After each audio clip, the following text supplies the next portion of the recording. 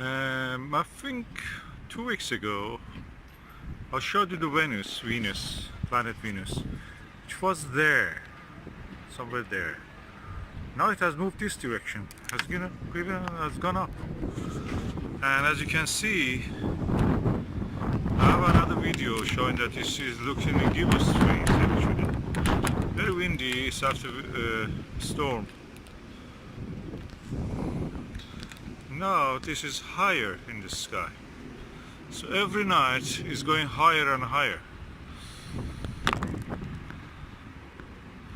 It's amazing. We are seeing the celestial mechanics in action. It's lovely.